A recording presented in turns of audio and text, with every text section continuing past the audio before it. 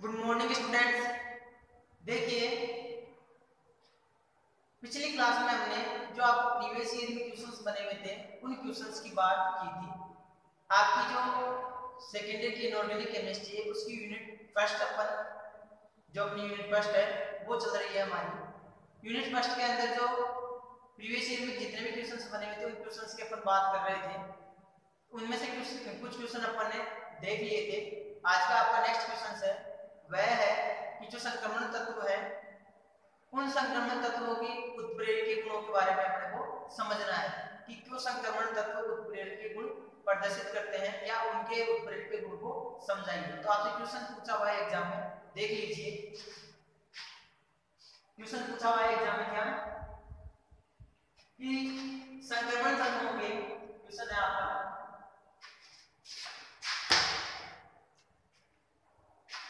संक्रमण तत्वों के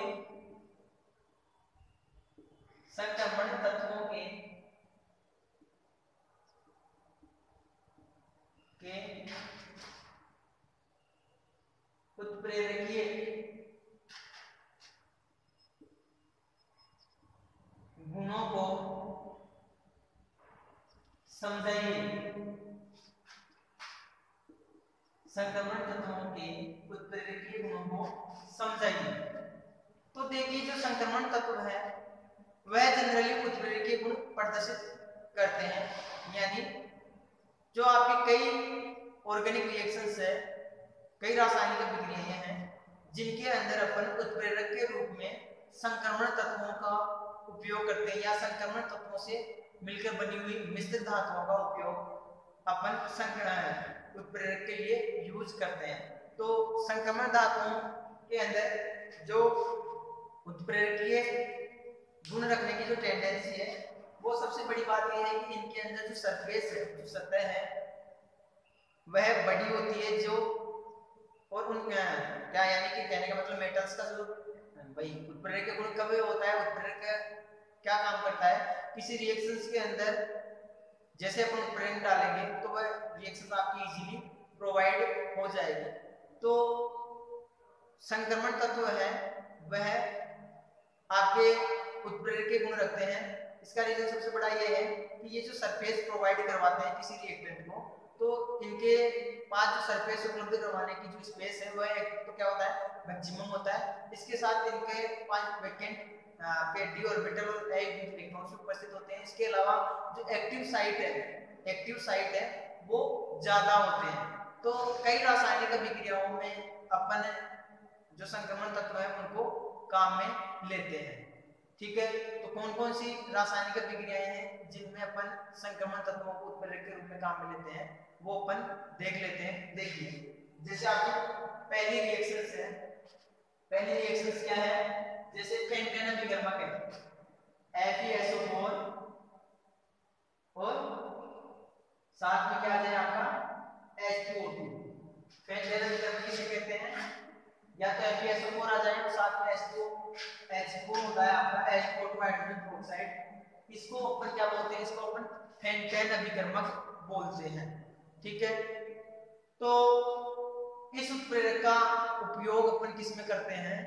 जनरली आपसे क्वेश्चन पूछा जाए तो आपको दो चार पॉइंट्स लिखने हैं कि संक्रमण धातुएं कौन कौन सी संक्रमण धातुएं हैं जो आपका उत्प्रेरक का कार्य करती है। इसके अलावा आपको ये बताना है कि जो पेंटेन अभिकर्मक है, जो भी ऑर्गेनिक की 2-4-5 रिएक्शंस होती है जिनके वैसे रिएक्शंस तो खूब है, लेकिन आपसे जब क्वेश्चन पूछा जाता है कि उत्प्रेरक के गुण को समझाइए तो आपको 5-7 रिएक्शन डालने हैं जहाँ पे जो संक्रमण तत्व है उनका उत्प्रेरक के रूप में उपयोग किया जा रहा हो, यानी उत्प्रेरक के रूप में काम में आ रही हो। तो देखो पेंटेन अभिकर्मक है, इसका उपयोग अपन किस में करेंगे, इसका उपयोग अपन करेंगे जो आपका एल्कोहल है, एल्कोहल से अपन एल्डिहाइड बनाएंगे, यानी ऑक्सीकरण में अपन इसका उपयोग करेंगे। तो ये एल्कोहल का क्या करता है, ऑक्सीडेशन करता है किसमें, एल्डिहाइड में। आई बात समझ में। तो देख लीजिए, हम क्या कह सकते हैं कि जो FeSO4 में H2O2 हाइड्रोजन पेरोक्साइड है इसका उपयोग पेंटेन अभिकर्मक के रूप में एल्कोहल के ऑक्सीकरण में किया जाता है। तो देख लीजिए क्या है, जैसे कोई एल्कोहल आपकी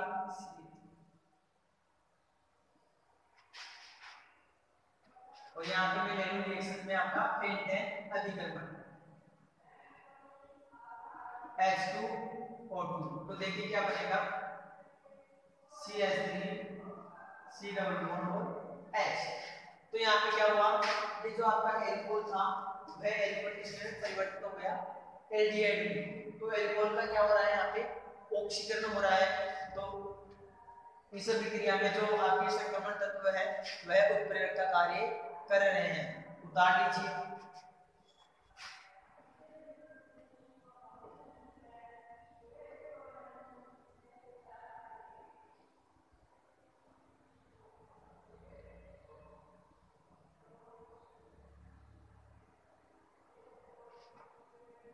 हो गया।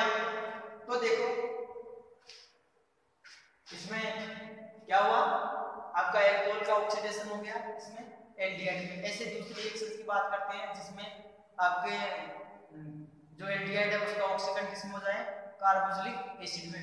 तो देखो मैग्नीज एसीटेट होता है, उस मैग्नीज एसीटेट का उपयोग अपन किसमें करते हैं, मैग्नीज एसीटेट का उपयोग अपन एल्डिहाइड के ऑक्सीकरण में करते हैं। ये रिएक्शंस देख लीजिए। जैसे आपका मैग्नीज एसीटेट है Mn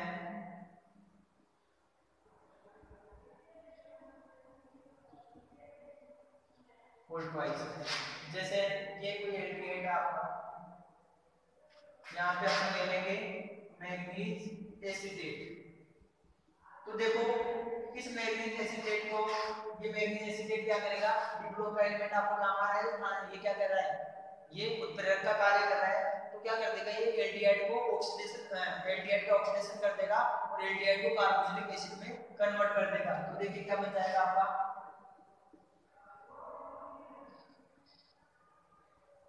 ये लो ये हो गया कार्बोक्सिलिक एसिड। क्लियर है। तो ये हो गया आपकी सेकंड रिएक्शन जिसमें अपन ने क्या देखा कि मैग्नीज एसीटेट द्वारा एल्डिहाइड का ऑक्सीडेशन हो जाता है इसमें कार्बोक्सिलिक एसिड में। तो ये रिएक्शंस है, इस रिएक्शंस में भी अपन जो आपके संक्रमण तत्व है वो उत्प्रेरक के रूप में काम में आ रहा है। दूसरी देखो एक और रिएक्शन की बात करते हैं। जैसे एक रिएक्शन देखिए, बताते हैं एक रिएक्शन देखो जो आपके अमोनिया निर्माण की विधि है, अमोनिया निर्माण की जो निबल विधि है उसके अंदर अपन क्या करते हैं, उसके अंदर आपके आयरन और मोलिब्डेनम, आयरन और मोलिब्डेनम धातु है एमओ, जो मोलिब्डेनम है और आयरन है, उन दोनों का उपयोग अमोनिया निर्माण की जो निबल विधि है उसमें उत्प्रेरक के रूप में अपने काम में लेते हैं। आई बात समझ में, क्लियर है। तो देख लीजिए क्या होगा,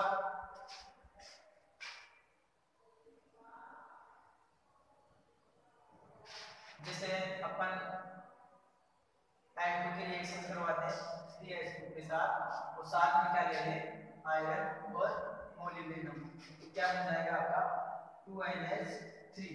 तो देखो इसमें क्या हो रहा है, इसमें आपकी जो N2 है और आपका क्या है हाइड्रोजन, ये दोनों आपस में क्या कर रहे हैं रिएक्शन कर रहे हैं। और उत्प्रेरक का काम क्या कर रहा है, उत्प्रेरक का काम आपके आयरन और मोलिब्डेनम धातु है वह उत्प्रेरक का कार्य करेगा। दोनों धातु में क्या है डी ब्लॉक के एलिमेंट्स है, संक्रमण तत्व है।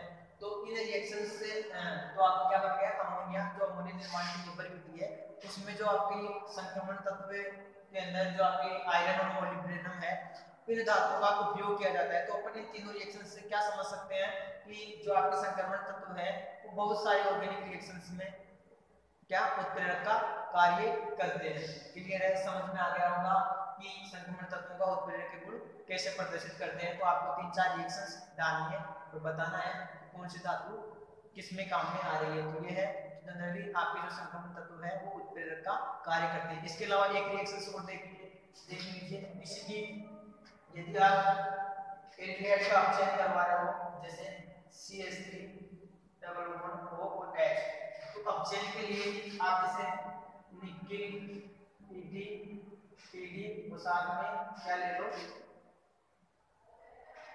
H2। तो देखिए जैसे एल्डिहाइड का अपचयन करवाओगे, एल्डिहाइड का क्या करोगे अपचयन करवाओगे, या मान लो एल्कोहल का अपचयन करवा रहे हो CH2 OH। एल्कोहल का अपचयन करवा रहे हो तो जैसे एल्कोहल का अपचयन कराओगे तो एल्कोहल क्या बन जाएगा, एल्कोहल आपका किसमें कन्वर्ट हो जाएगा, सॉरी या तो यदि आप एल्डिहाइड का करवा रहे हो तो एल्डिहाइड क्या किसमें कन्वर्ट हो जाएगा, एल्कोहल में। यदि मान लो आपका पहले वाला ही है, जैसे मान लो यहाँ पे एल्डिहाइड है तो एल्डिहाइड किसमें कन्वर्ट हो जाएगा आपका, एल्कोहल में। तो कैसे होगा, CH3 CH2 और OH, यानी जो दो हाइड्रोजन थे वो आपके यहाँ आ जाएंगे। एक हाइड्रोजन तो यहाँ पे कार्बन के पास आ गया, एक हाइड्रोजन आपका ऑक्सीजन के पास आ गया। तो अपन क्या कर सकते हैं, क्या कह सकते हैं कि जो डी ब्लॉक के एलिमेंट्स है वह उत्प्रेरक के गुण रखते हैं और अनेक आपकी कार्बनिक अभिक्रियाएं हैं उनमें उत्प्रेरक के रूप में अपन संक्रमण तत्वों को क्या करते हैं, काम में लेते हैं। तो क्लियर है, ये अपचयन अभिक्रिया होगी, आपको ऑक्सीजन ये हेबर अमोनिया के द्वारा हेबर के द्वारा अमोनिया का निर्माण हो गया। इसके अलावा अपन ने जो पहले देखा वह आपकी ऑक्सीकरण अभिक्रिया थी, ये जिसमें अपन ने एल्डिहाइड का ऑक्सीडेशन किसमें किया था, कार्बोक्सिलिक एसिड में किया था। आई बात समझ में क्लियर है। तो ये चीजें तो आपको समझ में आ गया होगा कि क्यों संक्रमण तत्व उत्प्रेरक के गुण रखते हैं। ठीक है, उत्प्रेरक गुण के बारे में जब भी आपसे क्वेश्चन पूछे तो आपको ये 3-4 रिएक्शन डालने हैं। आगे देखते हैं नेक्स्ट क्वेश्चन।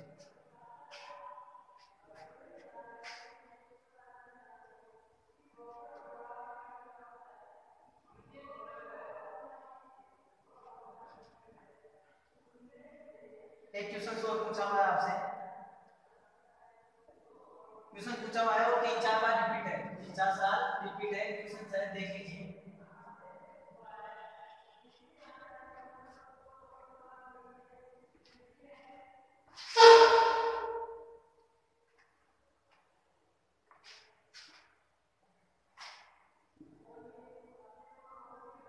क्वेश्चन है, निम्न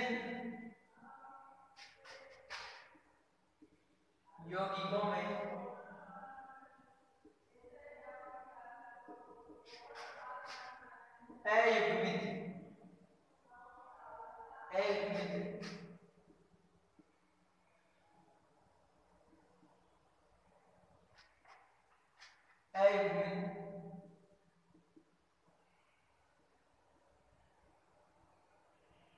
इलेक्ट्रॉन की संख्या बताइए। इलेक्ट्रॉन की संख्या बताइए। तो देखिए क्या क्वेश्चन दे रखा है अपने को क्वेश्चन दे रखा है, एक तो दे रखा है कॉम्प्लेक्स ये FeCN का होल 6 और माइनस का 3, और एक दे रखा है FeH2O का होल 6 उसके ऊपर प्लस का 3 चार्ज है। क्लियर है, तो ये क्वेश्चंस अपने को दे रखे हैं। इस क्वेश्चंस के अंदर अगर आंसर की बात करें तो आंसर आपका देखो क्या होगा। वैसे आपने यदि कोऑर्डिनेशन केमिस्ट्री पढ़ी है, क्योंकि मैंने तो पढ़ा दी, अगर आपने कोऑर्डिनेशन केमिस्ट्री की वीडियो देखी है तो इस क्वेश्चन का आंसर आप इजीली कर सकते हो। क्या कर सकते हो, इजीली कर सकते हो। तो देखना मैं इसको बता रहा हूं क्या है। तो देखिए जब भी ऐसे क्वेश्चंस आते हैं आपके पास कि इलेक्ट्रॉन की संख्या बताइए, तो आपको कुछ भी नहीं करना है, केवल इलेक्ट्रॉनिक कॉन्फ़िगरेशन आना चाहिए, आपको इलेक्ट्रॉनिक अभिविन्यास आना चाहिए, साथ ही आपको ये पता होना चाहिए कि जो लिगेंड जुड़ रहा है साइनाइड और H2O ये स्ट्रॉन्ग फील्ड का है या वीक फील्ड का है। तो मैं जनरली बता देता हूं, जो साइनाइड है ये स्ट्रॉन्ग फील्ड का लिगेंड है, प्रबल क्रिस्टल फील्ड का दाता है, और ये दुर्बल क्रिस्टल फील्ड का दाता है, वीक लिगेंड है। क्लियर है, तो देखिए क्या होगा। सबसे पहले अपन बात करते हैं आयरन की ऑक्सीकरण अवस्था की। ये आयरन के ऊपर ऑक्सीजन अवस्था क्या है आयरन की, तो अगर निकालें अपन तो देखो इसको x मान लें, प्लस माइनस का 1 होता है साइनाइड में, चार्ज माइनस का 1 होता है into 6 is equal to minus का 3, तो x minus 6 is equal to minus का 3, x इज इक्वल टू इसको इधर लेके जाएंगे प्लस का 3 और प्लस का 6 हो जाएगा, तो माइनस का 3 प्लस का 6, तो इज इक्वल टू क्या हो जाएगा, प्लस का 3। ठीक है, तो x is equal two plus का 3 आ गया, तो आपकी आयरन की ऑक्सीजन अवस्था क्या है, +3। तो आयरन यहाँ पर +3 ऑक्सीजन अवस्था में है, समझ में आ गया। SR2। यहाँ पे भी देख लो ये जो संयुग्म के ऊपर जो चार्ज है ये इनिशियली इस आयरन की ऑक्सीजन अवस्था को बताता है, तो यहाँ पे भी आयरन की ऑक्सीजन अवस्था क्या है, उसका 3 है। क्लियर? ठीक है। अब देखो इसके इलेक्ट्रॉनिक विन्यास की बात करते हैं। क्या करते हैं? इसके इलेक्ट्रॉनिक विन्यास की बात करते हैं। तो देखिए अगर इलेक्ट्रॉनिक विन्यास की बात करें तो इसका होगा आर्गन 18 3D में कितने इलेक्ट्रॉन्स आएंगे? कितने नंबर पे आता है? 26 पे। कितने पे आता है?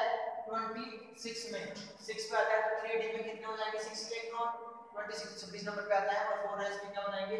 2 इलेक्ट्रॉन्स। क्लियर है? इसकी बाद में बात करके पहले इस चीज को देख लेते हैं। तो देख लो पहले इसकी बात कर रहे हैं। तो यहाँ पे क्या होंगे? 2 इलेक्ट्रॉन्स।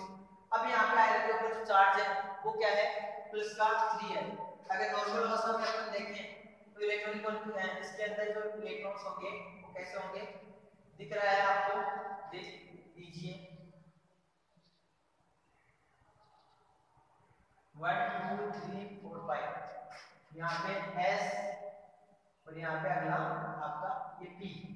कितने इलेक्ट्रॉन दिए? 1 2 3 4 5 6 और S में कितने थे? 2। ये आपका 3D है, ये आपका 4s है, ये आपका 4p है। 4p ऑर्बिटल है। ठीक है। अब देखो क्या कह रहा हूं मैं, ये तो हो गया नॉर्मल आयरन का इलेक्ट्रॉनिक कॉन्फ़िगरेशन। इलेक्ट्रॉनिक कॉन्फ़िगरेशन यदि अपन +3 ऑक्सीजन अवस्था में इलेक्ट्रॉनिक कॉन्फ़िगरेशन देखें तो आयरन के ऊपर +3 चार्ज है, तो +3 चार्ज है तो 3 इलेक्ट्रॉन निकल गए। अब 3 इलेक्ट्रॉन कहां से निकल गए वो देख लीजिए। देख लीजिए कहां से निकल गए। 2 इलेक्ट्रॉन तो ऐसे चले गए, तो S तो क्या हो गया? खाली हो गया। क्लियर? ये है इलेक्ट्रॉनिक कॉन्फ़िगरेशन कहां पे? Fe+3 का। मैं यहां पे लिख देता हूं Fe+3 का है। अब एक इलेक्ट्रॉन और बचा हुआ, एक इलेक्ट्रॉन कहां से चला गया? D से चला गया। क्लियर है? अब D के पास कितने हैं? एक इलेक्ट्रॉन। अभी तो 5 है भाई, अभी तो दिखने पे अपने को 5 दिख रहे हैं एक इलेक्ट्रॉन्स। लेकिन देखना लॉजिक क्या है। यहाँ पे आयरन के पास साइनाइड लिगेंड जुड़ा हुआ है। क्या जुड़ा हुआ है? साइनाइड लिगेंड जुड़ा हुआ है। तो देखो साइनाइड लिगेंड जुड़ा हुआ है और आयरन आपका जो साइनाइड आपका क्या है? स्ट्रॉन्ग फील्ड का दाता है, प्रबल क्रिस्टल फील्ड का दाता है। तो देखो क्या करेगा, स्ट्रॉन्ग फील्ड के जो दाता होते हैं वह क्या कर देते हैं, वह जो आपके अयुग्मित इलेक्ट्रॉन्स उपस्थित हैं आयन के पास, उन अयुग्मित इलेक्ट्रॉन्स का क्या कर देते हैं? युग्मन कर देते हैं, अर्थात उनकी पेयरिंग कर देते हैं। तो जैसे इसकी पेयरिंग करेंगे तो क्या होगा? देख लीजिए 1 2 3 4 5। यहाँ पे मैं लिख देता हूँ आयरन का -3 का साइनाइड लिगेंड के साथ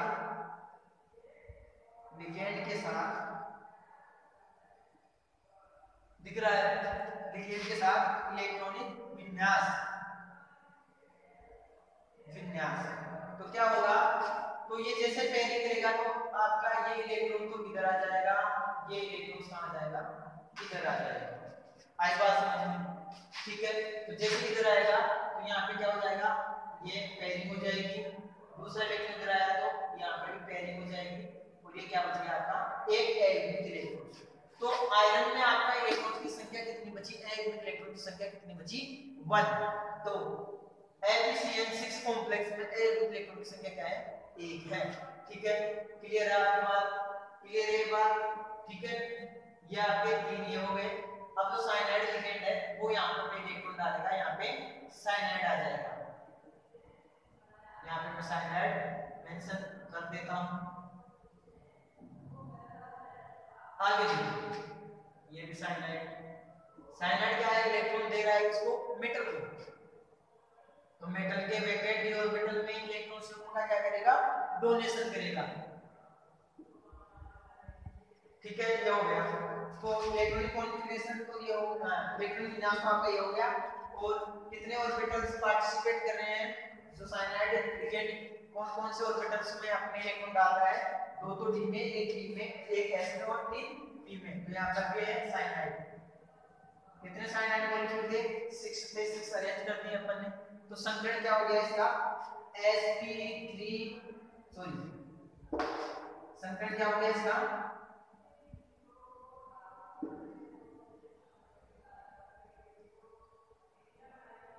D2 D2sp3 D2sp3 कैसे, d ऑर्बिटल ले रहे हैं, d ऑर्बिटल अंदर वाले d ऑर्बिटल पार्टिसिपेट हो रहे हैं, तो साइनाइड ने क्या किया, पेयरिंग कर दी, तो एक d ऑर्बिटल थे तो यहाँ पे अपने इलेक्ट्रॉन ऊपर डालेगा तो D2sp3 इसका क्या हो जाएगा, समीकरण हो जाएगा।